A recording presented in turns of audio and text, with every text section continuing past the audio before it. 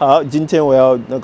interview 一个台湾人。为什么要 interview 台湾人？因为很多台湾人可能有住国外，还可能没有住国外，要知道住国外是怎么样的。他住很多国家，所以要问他的 experience 住国外是什么，所以跟你们分享。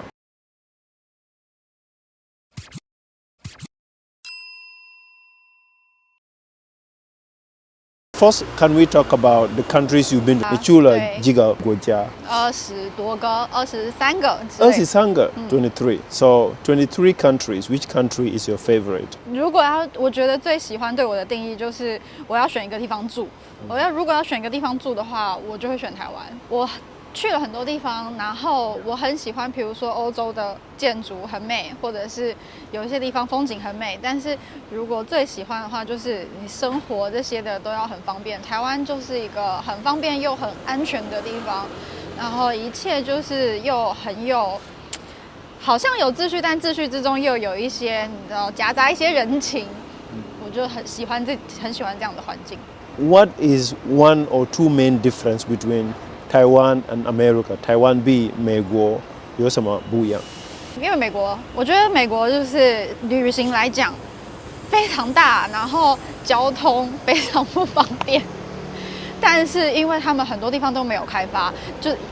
就是离市区很远，都是一些很自然、很原始的环境，所以就如果你是看景观的话，就很美。但是交通就很不方便去。然后有一个我觉得他们跟台湾很大的差别，就是对于那些山林野外的管制，台湾政府管制的很多，就很多地方你不能去，然后会罚钱什么的。美国基本上采取的那个政策就是你要去就去，但你死了我不负责。对，所以我觉得这个态度就是会有你会感觉到东西方的那个冲击。然后你会觉得在美国那种很野外，就是完全一片沙漠，空无一人，只有你的一个地方，你就会真正感觉到那个大自然的，就你有多渺小，你在那个地方死掉，真的不会有人知道的那种感觉。我去美国的时候，我会觉得就是那边非常的辽阔，好像什么事情都可以在那里发生，不会有任何框架去框住你，或者是 judge 你。maybe 也有可能是因为那边的建筑，因为建筑物不高嘛，一切都很开阔。你开在高速公路上，你就看不到尽头。你觉得你可以在那边做任何的事情，都不会有人觉得你怎么样奇怪。但是你在台湾就会有一种那种社会的，有点像是世俗的眼光这一类的东西，比较框架的东西，你需要去顾虑。因为我自己本身并不是一个太在意别人眼光的人，但我还是在美国的时候会有感受到这些氛围。我觉得还是会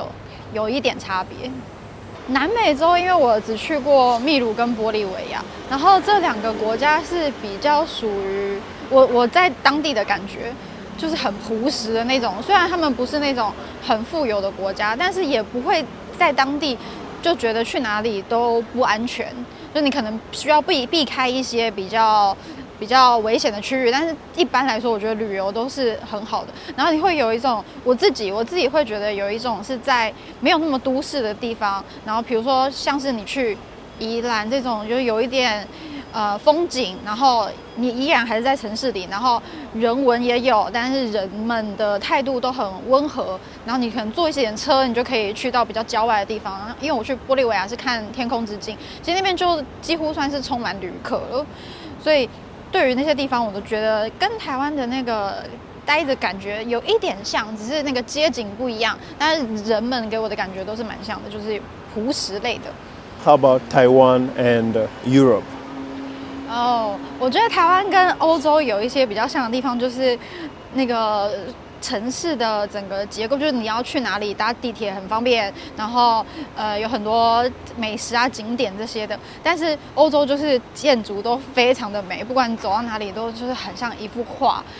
非常漂亮。但是那个环境就是安全性，我觉得对最多台湾人concern 去欧洲的问题就是你很容易被偷东西，或者是被抢，或者是你会不会被骗，这就是台湾人去欧洲最担心的问题。但我觉得这个也是一个，就是因为我们出生在台湾，就是一直习惯这么安全的环境，但其实这并不是自然而然的。所以 maybe 那欧洲的这个环境，可能它也是很，就是如果你把它当成一个很自然的状态的话，那其实不应该去害怕它，你应该就是去。观察他为什么这就是欧洲这些国家会是这样，那在那边的人他们都是怎么去面对这件事的？而且有的比较危险的，例如像巴黎，就是大家都很公认巴黎的治安没有很好，但是它就是又有一股魅力，有很多人会去那边，那有很多外来的移民，所以导致他们的治安可能没有办法就是很完整的那么容易控制，但是这就是它迷人的地方。Do you travel alone or you travel with your friends? 都会，自己去跟朋友去都会，但今年比较多是自己去，因为我今年去一趟欧洲，大概有1个多月，然后我有去当地有当地的朋友在，但是不是每一个地方都有，所以几乎有一半以上的时间我是自己一个人，因为我有很多的旅行是时间比较长的，我很难找到朋友一起，所以我就会自己去，所以自己去旅行这件事，在今年对我来说也有比较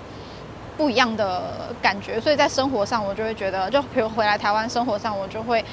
自己一个人独处，或者是自己待在家，这些时间我都会觉得蛮享受的。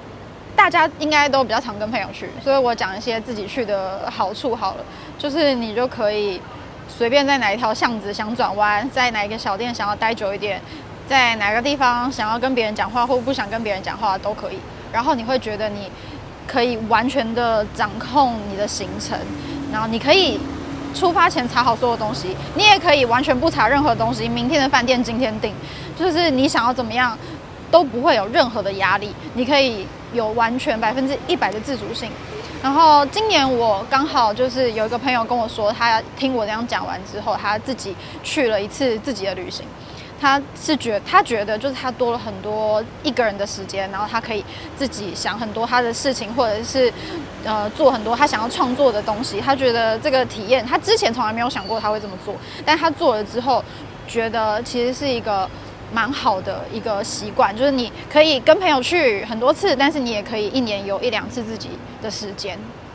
跟朋友去有点像是你很 enjoy 跟你认识的这一群好朋友一起出国，然后享受那个地方。我觉得这种会比较去一些那种海岛类的地方，你就会很开心。但是你比如说去欧洲，我就会觉得自己去也很好，因为你就可以很沉浸在那个城市里，然后去看你想要看的东西，你想要看的建筑这些，就是有不一样的方向。觉得需要英文很好去国外会比较好，还是英文不一定要很好？就是你觉得？不一定，我的英文也没有很好，it's OK。但是我觉得很多地方的人英文也不好，就除非你去美国或是英国，不然大家英文其实也不见得好。你就是只要会单字就好了，就像你问路，就根本不用一句话，你就问他麦当劳在哪里，你就会说 Excuse me, McDonald. Excuse me, McDonald.就这样就可以了，而且人家你在日本问路，就这个很重要哎。如果你讲一串英文的话，你就会把他们吓跑。你讲重点，他也只听得到重点，他就知道你要干嘛，他就比较愿意比手画脚的跟你说这样子。但你讲一串，听不懂的人就会直接不好意思，我听不懂，然后就走掉了。所以英文真的不用很好，你就知道你要去的地方跟一些礼貌用语，谢谢 ，excuse me 这类的就可以了。